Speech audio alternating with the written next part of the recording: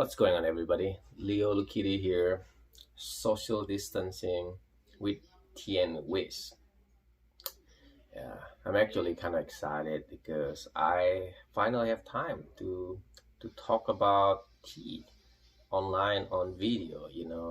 I hope everybody trying to find a meaningful way to spend your time at home during this quarantine, during this tough time. So for me, give me an opportunity to talk about tea online, and hopefully it will help a lot of people understanding why I love tea so much and why tea is so good for you. Now the first topic is going to be about matcha. Okay. um, I've been pushing a lot of matcha to everybody. I actually, as soon as with the coronavirus thing happening, I immediately like I gotta drink matcha. I gotta drink matcha because I know that's gonna improve my immune system, right? And then same time I was thinking like, wow, I don't think people understand that matcha is not just this. I mean, people know that matcha is healthy, and matcha is delicious, but I don't think people know exactly how to make matcha and what to do with matcha. So I'm gonna go through with that really quick. In front of me, I have some essential items that you might need for a matcha. Um, oh, no touch face. I just touched my face and then I remember you shouldn't do that. So anyway, so the bowl is very unique. You see the bottom part is kind of flat, and that's what you need. But this is not the only kind of bowl though. I used to think maybe all matcha bowl gotta be like flat, but that's not actually true. I have tried with like bowl that is like more curve on the bottom, and I make a really great matcha out of it. So at the end, it's really just your practice and your technique a lot. It will make it easier if you have this kind of bowl, just because when you whisk them, the matcha like on the side, it will be a lot easier for you to kind of manage to get all of those mixed well with the water. But I've used a normal bowl that you find at home. There's nothing wrong with it. I don't care what other people say that you gotta, like some expert, they'll tell you that you have to use the right tool with the right matcha bowl. It's got to be from Japan, or like, for me, the best matcha is the one that you can make. I mean, who cares about all of these tools if you don't end up making the matcha yourself, right? So, so I think just go, at least maybe get a whisk. I mean, even if you don't have a whisk, you can use a frother, or you can even use a cocktail shaker. Or if you have mason jar, you can just put water and shake it really hard with your mason jar. Cover the lid. It's There's so many ways. My other favorite way, you can actually just blend it with ice, in your smoothie maker or something. Whatever you need to get that matcha in your body. Now, the quality, the quality of the matcha obviously very important, and we'll talk about the quality of matcha in the future video because that's a whole other topic. But for now, let's go through this. So the bowl, I'll talk about that, and the whisk. If you have this bamboo whisk, that will be better. What you want to look for is the one that have a lot of prongs. This is 100 prongs. This is a Chinese style. The Japanese style, they have a little bit different thing, but they both work just fine. I've used both of them. It works just fine.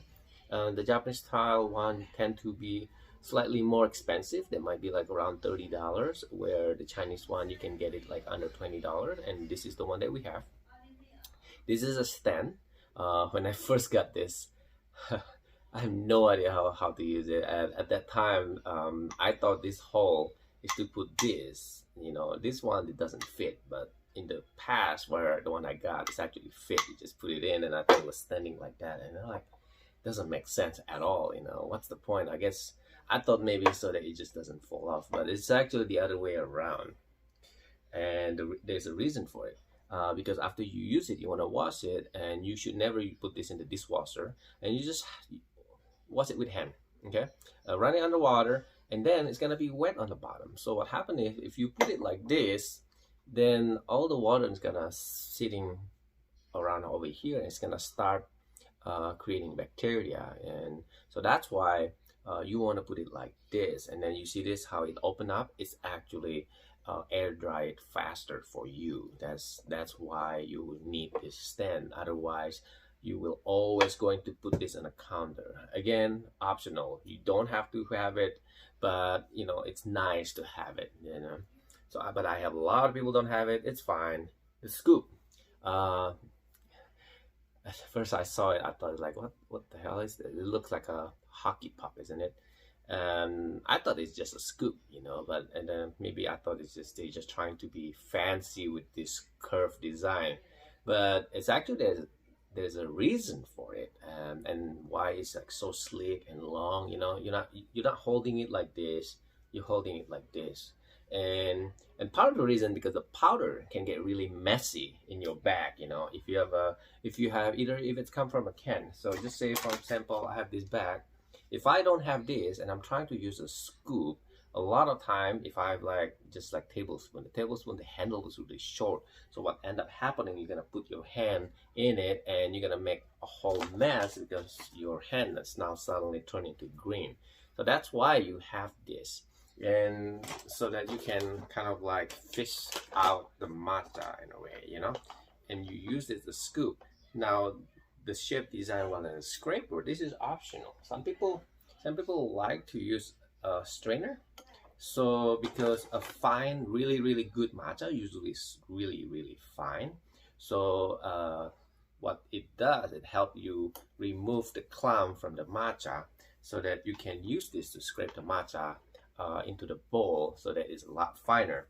But a lot of people actually don't even need this, so you can just basically put it directly. As long as you have the right technique, you can actually still make a good matcha without the strainer. So that's optional, okay?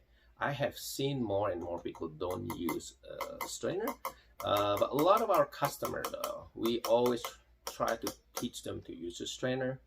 But I noticed some Japanese people, when they see us using a strainer, they think we're not professional, or we don't know what we're doing.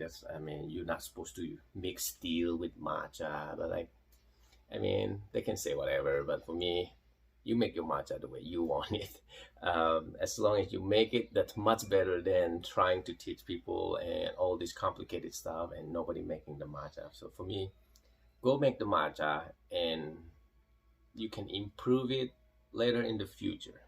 A lot of my customers are like that, you know. They might not make the best way, but hey, they're drinking the tea, so that's 100% better than those that trying to make it better, the perfect way, and then end up never making the matcha and never even drinking one. Now after that, so you want to put about 175. That's the temperature I like, but this is all just guideline. I have a lot of people using lower temperature, and so what happens if you use lower temperature is the heat actually hold the matcha to make it more frothy. Okay, so if you have it too low, you will still be able to mix them, but it will not be as frothy. So I found it like around 175. It seems to be the perfect temperature for me. But again, this is just guideline. So if you don't have it, don't worry about it. Just as long as it's not boiling, as long as it's like just like a little bit hotter than warm water, that's all you need, you know. Okay, right now it's 175. Now, a lot of debate with this. You can also pour the water directly to the matcha, which sometimes it's not a good idea. You wanna pour it from the side if you want. So it's a lot more by putting it on the side and not directly to the center of the matcha. Basically, it's more gentle, you know. When the hot water hit the matcha directly, sometimes it can make the tea taste a little bit more bitter. Now, I just put very little, okay? So I didn't put that much. And the goal at the moment, because we are not using any strainer, the goal at the moment is just to massage the matcha. Right, so I'm just massaging it. You'll see this is important, guys. look at the liquid, how thick it is. You see how thick it is? This is what you want. So if you put too much water, it's going to make it hard when you want to make it too frothy. So you put just enough water. You see how thick is this? And see, even you can see it how it's thick on there on the whisk, and it's okay. Later on when we put more water, it's gonna be okay. So see that? And you can see the bottom of the bowl. There's no clumps. That's your goal right there. See if there's any clumps, because remember, we're not using a strainer. So you're gonna massage them slowly. Okay, so it's almost like a paste, just slightly thicker. It's almost like a syrup. Okay, now this is the most important part. So you're gonna put it around 175, and you're gonna do this fast. Okay, and don't put too much water. If you put too much water, it won't be frothy. Your goal is to make it frothy first. See that? So if you have the right technique, honestly, it's going to be very easy. If you put too much water, I promise you, no matter how fast you do this, it won't be creamy. Look at this. It's so simple. And the one that was over here is all gone by now. This is what you want. It's so easy. So people sometimes they use too much energy. They whisking it like fast, like crazy, and it's still not frothy. So how fast can I do it? That's not true. The problem is you put too much water. Look how much water. Look at this. This is like a whole bowl. It's like this deep. Look at how much water I put. Now, once you make it creamy already, then you can add more water, and that creaminess is going to stay on the top. And then so it's once you already perfectly does like almost like looking like a cappuccino, then you can add more water to dilute it to the way you like it if you think this is too strong. So once you already done that part, this is now actually that creaminess is going to stay. That's the secret, guys. So if you put too much water right from the first step and the second step, you will not make it look like this. So that's the trick. Alright, so hopefully you enjoyed the videos.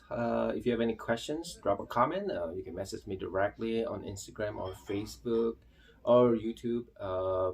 I'm going to put more videos about tea related education tutorials. Please subscribe to the video if you want to watch more of these kind of videos, and put a thumbs like. Thank you again for watching the whole thing. Bye.